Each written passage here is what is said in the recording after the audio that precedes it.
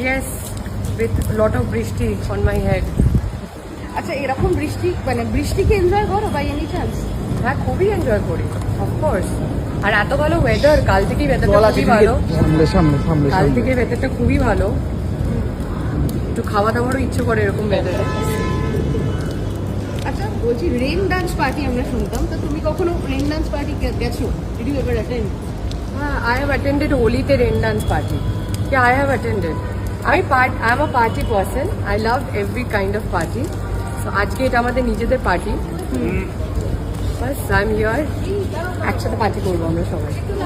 আদালতও একটি মেয়ে হ্যাঁ। দারুণ রেসপন্স পেয়েছে, সামনেটা তো আদালতও একটি মেয়ে দারুণ রেসপন্স পেয়েছে, এবং তোমার অতি বড় ক্রিটিকরাও নাক সিটকে হলেও বলতে বাধ্য হয়েছে যে এরকম কৌশলী আউটস্ট্যান্ডিং। সো হোয়াট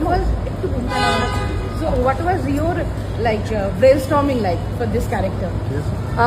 আমি সত্যি ওভারওয়েলমড উইথ দ্য রেসপন্স, কারণ আমি পরে জানতে পেরেছি যে নাম্বারস খুব ভালো ভিউয়ারশিপের। আর অনেকে অনেক পরে দেখেছে, কিন্তু দেখে প্রতিক্রিয়া তাদের কমন যে কৌশানীকে একদম নতুনভাবে পেয়েছে, আমার যে চরিত্রটা ছিল জয়িতার।